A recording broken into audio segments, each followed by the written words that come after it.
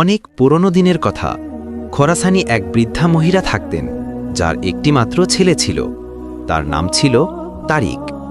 তারিক দেখতে তো সাধারণ এক ছেলের মতোই ছিল, কিন্তু তার কোমরে একটি তলোয়ার ঝুলত।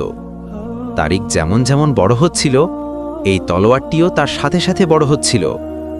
এক রাতে তারিক একটি স্বপ্ন দেখল, এবং পরের দিনও তারিক একই স্বপ্ন দেখল, এবং ৩ নম্বর দিন আবারও তারিক সেই একই স্বপ্ন দেখল।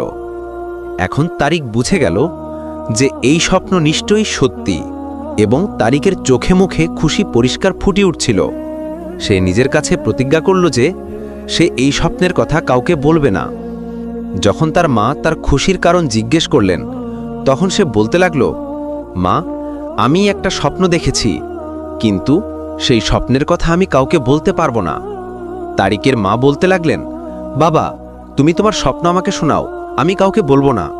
কিন্তু তারিক বলল, না মা, আমি আমার স্বপ্ন কাউকে বলতে পারবো না। তখন তারিকের মা রেগে গিয়ে বললেন, তোমাকে স্বপ্ন শোনাতেই হবে, নইলে মনে রেখো আমি তোমার সাথে ভালো ব্যবহার করব না।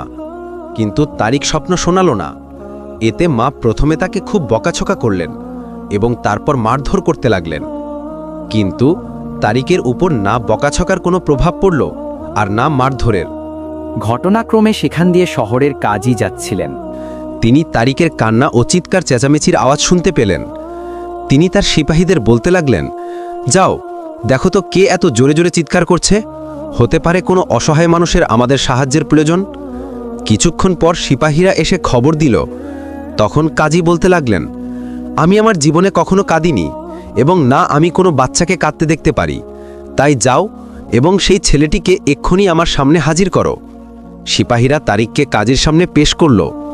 কাজী তারিকের কাছে তার কান্না ও চিৎকার চেঁচামেচির কারণ জানতে চাইলেন।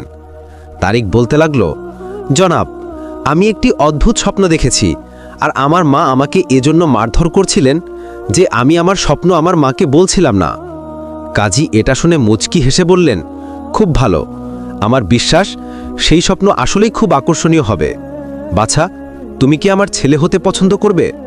তারিক খুশি হয়ে বলল, জি জনাব, এটা আমার বড় সৌভাগ্য হবে। কাজী একজন সিপাহীকে তারিকের মায়ের কাছে এই বার্তা দিয়ে পাঠালেন যে, যদি আপনার অনুমতি হয় তবে আমি তারিককে নিজের কাছে রেখে নিই।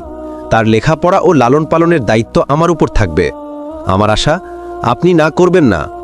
বৃদ্ধা মা যখন এটা শুনলেন, তখন তার দুঃখ খুশিতে বদলে গেল, এবং তিনি দৌড়ে কাজীর কাছে এলেন। খুশি হয়ে কাজীকে বলতে লাগলেন, জনাব, আপনি আমার ছেলেকে নিয়ে যান, আমার কোনো আপত্তি নেই। আর তারপর নিজের ছেলের দিকে